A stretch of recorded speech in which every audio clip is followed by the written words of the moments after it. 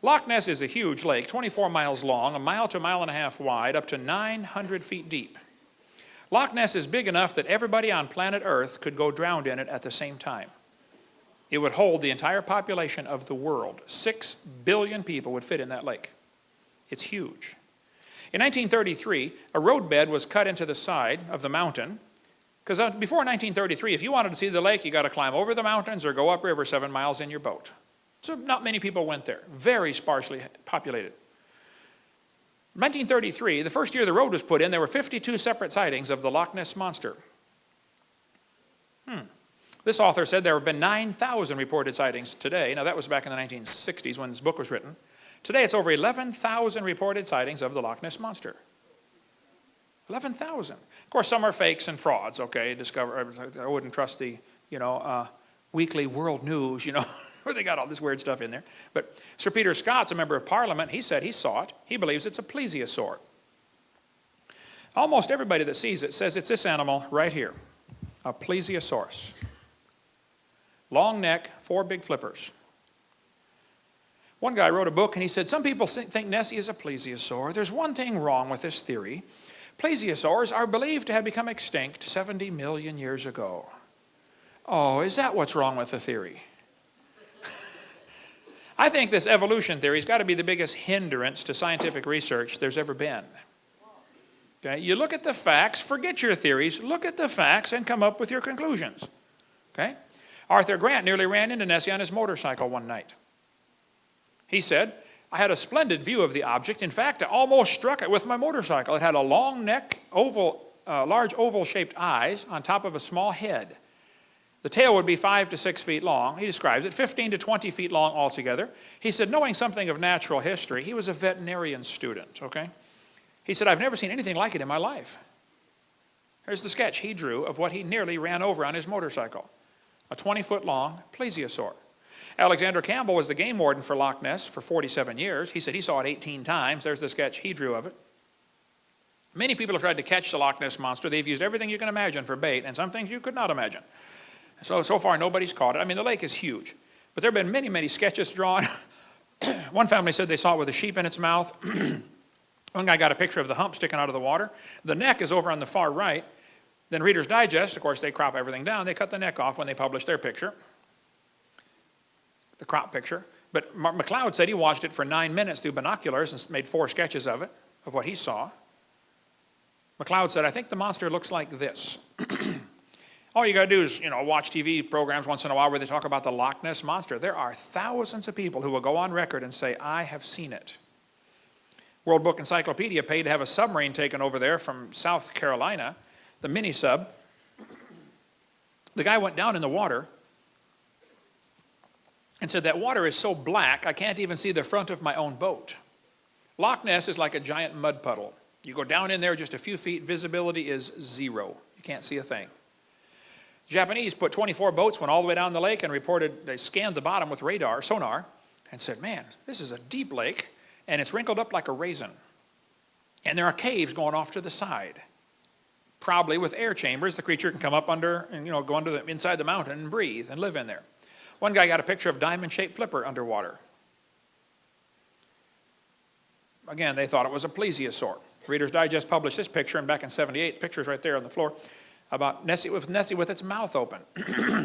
We can go all day about Loch Ness Monster, but they said this photograph was a fake, and it probably was, but I don't know. It's interesting, they waited till the last guy involved died to announce it's a fake. Now how do you check out the truth? But anyway, there are other lakes besides Loch Ness. There's Loch Lochy, Loch Morar. There are many other lakes reporting creatures. There's one called the Morgwar, the Cornish sea serpent by England. The English Channel has many reported sightings of a creature like this. In 1749, in England, a creature was caught resembling in some degree an alligator, but having 2 large fins. The body was covered with impenetrable scales. It had 5 rows of teeth. 1934, this thing washed up on the beach in Normandy, France. There's a guy standing there looking at it for scale. A couple of scientists reported this creature swam past their boat in Brazil in 1905. They reported the whole thing in a scientific journal. The creature had a long neck, 6 feet long, 2 feet high. The dorsal fin, was 6 feet long, 2 feet high, a small head on a neck about 7 or 8 feet long. Two experienced British naturalists reported the thing. And again, we can go all day on reported sightings. This thing, in 1977, a Japanese fishing boat pulled this up in their net. It was 32 feet long, 4,000 pounds. They said, what on earth is that? Captain said, I don't know, but it stinks. When they set it down on the deck, it broke in half and pus oozed out everywhere. So they made a bunch of sketches, took a bunch of pictures, and shoved it overboard. Special stamp was made for Japanese mail in 1977.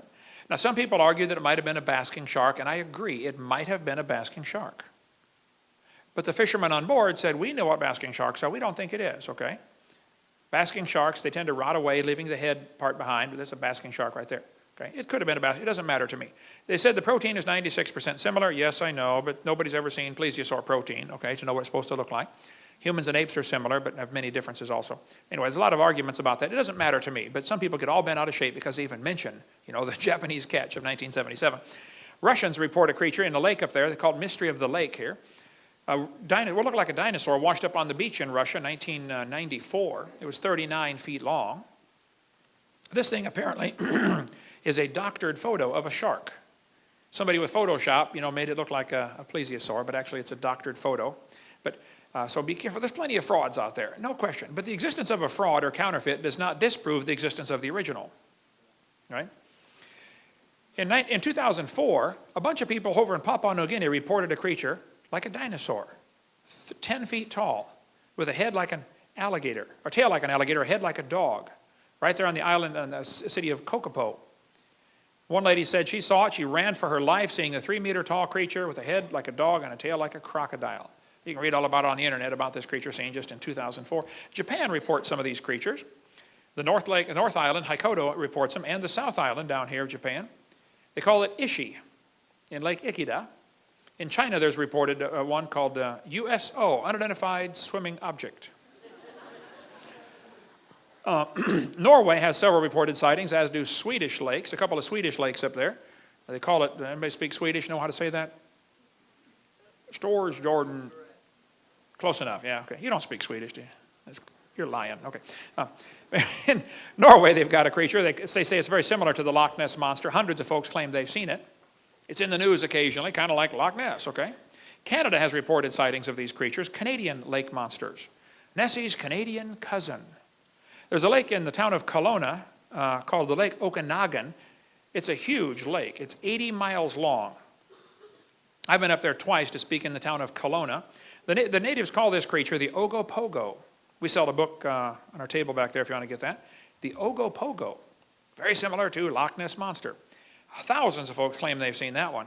This article says they were the latest among thousands to see something strange in this narrow 80-mile-long lake. One guy swam the length of the lake and said the thing came up under him, scared him half to death.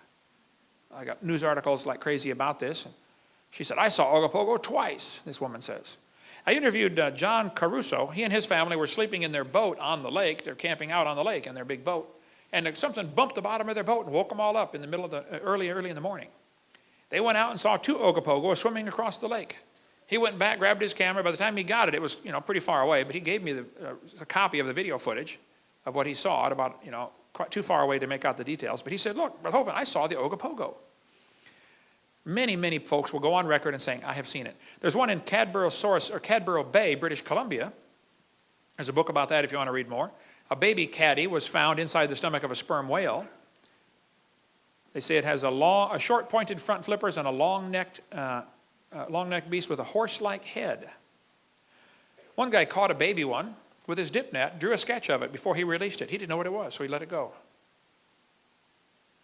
I interviewed this guy for an hour. These 4 guys were fishing in Canada when a creature chased their boat off Cape Sable Island, Nova Scotia, when I was preaching up there. It happened in 1992 when I met him.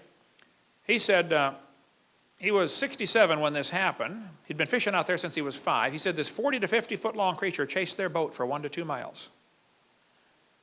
He said the neck was 2 feet thick and 8 to 9 feet long. It had 9-inch diameter eyes. He said they were 6 miles south of Cape Sable Island. He said, I don't want to see it again. That's what he told me. This thing washed up on the beach in Newfoundland. Sometimes big blobs wash up. Sometimes it is whale skin, actually. The whale dies, gets eaten, and the layer of blubber, washes up. Sometimes it's a basking shark. Parker Cove, this thing washed up in Parker Cove, Canada. I talked to many folks who said they saw it. A lot of people went and analyzed it. I don't think it's ever positively determined what it is. It might have been a basking shark, but nobody knows positively. But it's gone. People cut pieces off it. The vertebrae do tend to look like shark vertebrae instead of any other kind. It's just interesting. The stuff like this washes up on the beach. But we sell a book called Monster about North American lake monsters. Lake monsters and sea serpents. A good book by Lauren Coleman, who is a cryptozoologist, but also an evolutionist, okay?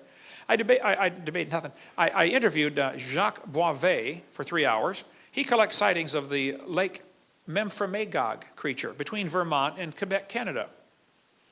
Hundreds of folks claim they've seen something in this lake up there in Lake Memphremagog. Creature's been seen in the Potomac River.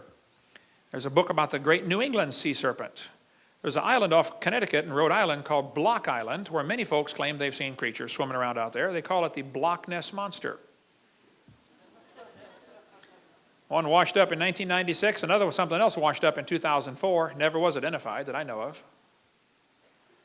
And I interview people all the time. Lake Erie's apparently got one. Erie's Bessie matches Nessie. They say it's 35 feet long, has a snake-like head. It's in the newspaper once in a while about Lake Erie's monster. Okay, you can read all that for yourself. But a dead baby creature was found on the beach of Lake Erie. A guy took it home, stuffed it, and mounted it. He's a taxidermist. He said, "You tell me what it is." I don't know. Dr. Ball bought it. It's in his museum in Texas. It's never been identified. They're not sure what. It may be a fake. Nobody knows, but very interesting little critter. I interviewed the sheriff who saw that was the first guys to see the Scituate Harbor monster, 50 feet long when it washed up on the beach. Everybody started cutting pieces off. By the time they got the photo taken, it was pretty butchered up. Some people argued it's a basking shark. Others said it's a real sea serpent. The health department said, "We don't care. It stinks. We're getting it out of here." And so they blew it up with dynamite. California, 1925, this critter washed up on the beach. That's the head. Here's the neck going down to the right. Just the neck was 20 feet long. Everybody that examined it said it was a plesiosaurus. 20-foot neck. One atheist wrote me a letter and said, "Hovind, you're so stupid." He said, "Don't you know that was a whale?" I said, "Now just exactly where is the neck on a whale?" "Ought to be between the head and the flippers." He said, "It's a rare form of Bard's beaked whale." Oh, it's pretty rare, all right, with a 20-foot neck. Duh. The people who saw it said it's a plesiosaurus. Why is that so hard to believe? You know why people resist explanations like that? It goes against their theory. They like the evolution theory because it gives them freedom from God. That's why they like that theory. And we could spend all day on cryptozoology stuff. I have studied this for years and I've interviewed now 100 people that claim they've seen a living dinosaur. In New York, 1969, the harbor police chased something much bigger than a whale upriver. Never did catch it. Could have been a zeuglodon or a basilosaurus, I don't know. But the White River monster in Newport, Arkansas has been reported many times. Up until 1973, it apparently disappeared. Arkansas Senate passed a resolution that said it's unlawful to molest, kill, or trample the White River monster. Off the coast of Jupiter, Florida, something's been seen similar to a dinosaur swimming in the ocean out there. You can read the articles for yourself. A lot of this stuff's on my website, Dr. Dino. You can read all about this. There's a lake between New York and Vermont called Lake Champlain, where many people claim they've seen the Lake Champlain monster. I interviewed Sandy that took this picture. I said, "Sandy, do you think you saw a dinosaur?" She said, "No, I know I saw a dinosaur." She and her husband and 2 kids watched it for 10 minutes.